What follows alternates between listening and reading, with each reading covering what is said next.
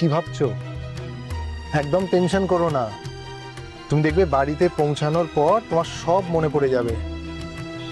তোমার ঝুমকে মনে আছে? তুমি ঝুম সোনা বলে ডাকতে, সেই ছোট্ট ঝুমের আজ বিয়ে। অঙ্কুর পাঞ্চালি খুব ধুমধাম করে ওর বিয়ে দিচ্ছে।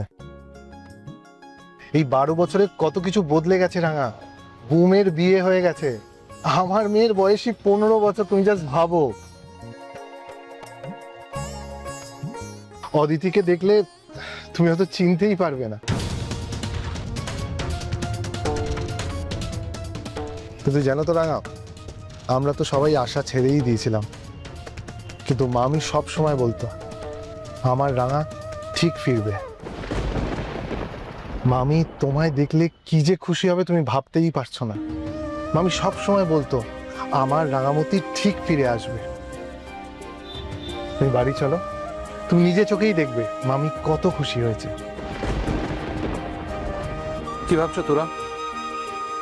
উনি তো বলছেন তোমার নাম রাঙামতি। দেখো, উনি যখন বলছেন তোমার নাম রাঙামতি, তুমি সেটা বিশ্বাস করো। আমার বিশ্বাস উনি যখন বলছেন উনি নিশ্চয়ই প্রমাণও দেবেন। তুমি ভেবো না তোমাকে ওখানে ফেলে চলে আসবো না। আগে শিওর হব যে উনি তোমার পরিবারের একজন এবং ওখানেই তোমার পরিবার। তারপর যা ডিসিশন নেওয়ার নেবো। কেমন? চিন্তা করো না। অবশ্যই ওটা ওর পরিবার। আমি নিশ্চিত ও আমাদের রাঙামতি, দেশ বিদেশের ফেমাস তীরন্দাজও। আমার কোনো সন্দেহ নেই, কোনো দ্বিমত নেই তাতে। ও জঙ্গলে বড় হয়েছে, গাছপালা পশু পাখি এইসবই ওর জীবন ছিল। আমার মামি শাশুড়ি, উনি স্পোর্টস টিচার ছিলেন। রাঙামতির ট্যালেন্ট দেখে রাঙামতিকে কলকাতায় এনে নিজের ছেলের সাথে বিয়ে দিয়েছিলেন। তারপর তো সবই ইতিহাস। রাঙামতি, তুমি জানো তোমার একটা ছোট্ট মেয়ে আছে, তোমার স্বামী আছে। তোমার বিহুর কথা মনে আছে? রাঙা, তোমার ওই ছোট্ট বিহু আজ কত বড় হয়ে গেছে তুমি দেখবে। চলো, একদম ইয়াং লেডি।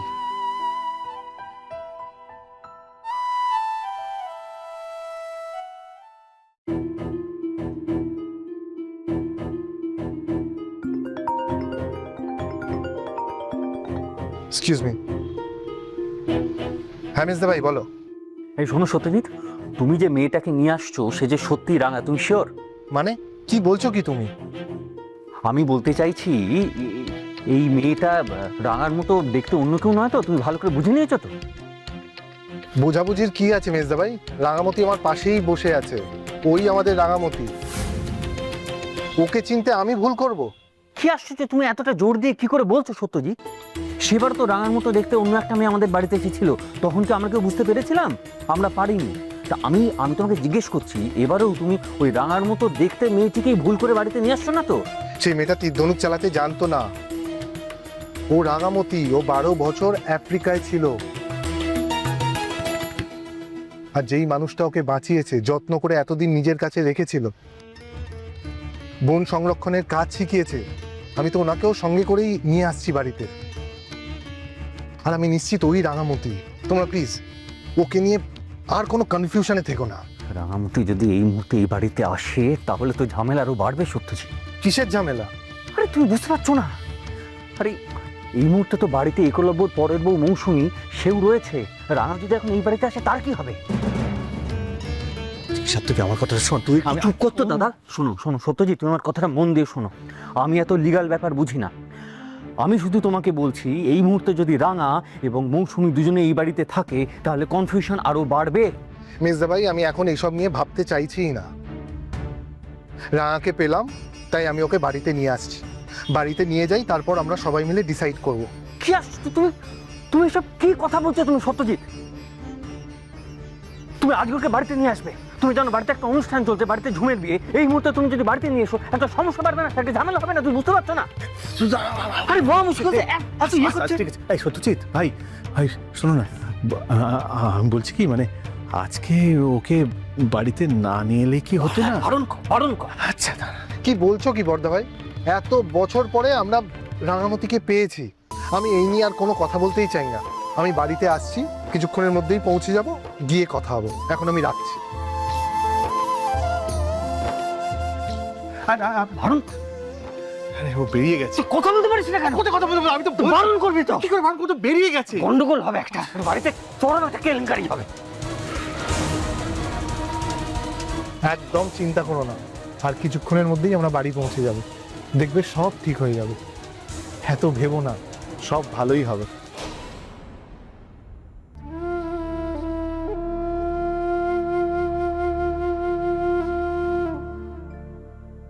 সব্য, তুমি এখানে কি করছো? যাও ওখানে, সব ঠিকঠাক হচ্ছে কিনা গিয়ে দেখো, যাও। যাচ্ছি। ও, ওটা।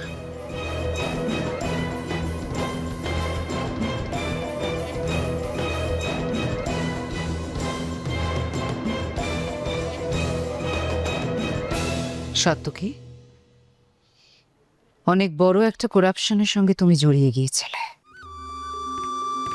আমি অনেক চেষ্টা করে তোমাকে বাঁচিয়েছিলাম, আশা করি তোমার মনে আছে।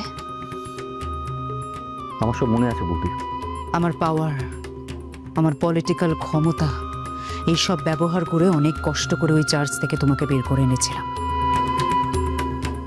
5 লাখ টাকা ঘুষ খাওয়ার অপরাধে, নইলে তোমার এতদিনে চাকরিটা তো যেতই, তার সঙ্গে জেলও হতো।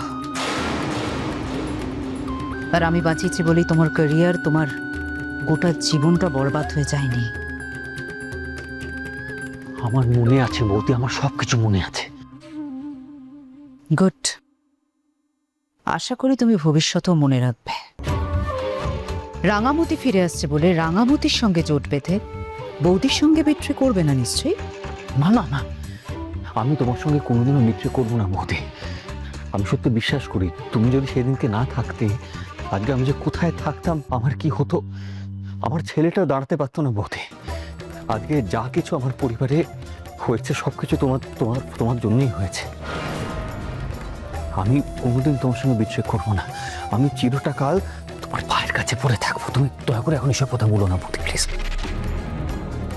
তুমি শুধু বলো আমাকে কি করতে হবে, তবে যা বলবে আমি তাই করবো। রাঙামতি এই বাড়িতে ঢুকবে না। বিহু চায় না ওর মা এই বাড়িতে আসুক।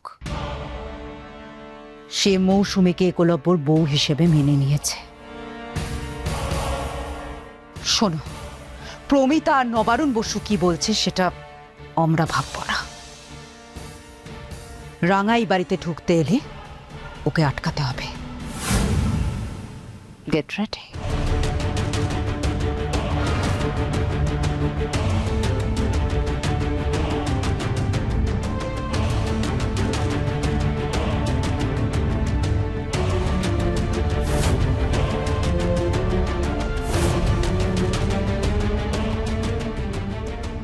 কি গো সাত্তকে, হ্যাঁ বিয়ে শেষ হয়ে গেল ওদিকে, আর তুমি এখানে দাঁড়িয়ে কি করছো?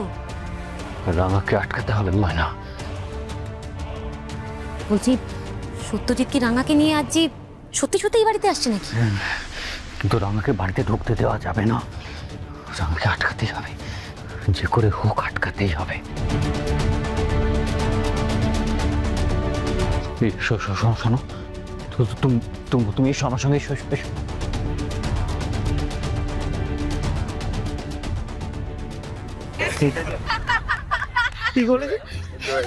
শুধু আড্ডা মারলে কিন্তু হবে না, এরপরে কিন্তু আমাদের ডান্স পারফরমেন্স আছে, আর সেখানে কিন্তু তোমাকে পারফর্ম করতেই হবে। আমি আমি আমি নাচ? এ বাবা, অসম্ভব অসম্ভব। না না না, বললে হবে না, নাচ করতেই হবে। আচ্ছা আচ্ছা ঠিক আছে, করব, নাচ করব, কিন্তু আমার বউয়ের সাথে। বউয়ের সাথে করলে চলবে না, বউয়ের বন্ধুদের সঙ্গেও করতে হবে। ওর দিকে তাকিয়ে আছো কেন? ওর থেকে পারমিশন নিচ্ছ ডান্স করার জন্য? রাঙামতি।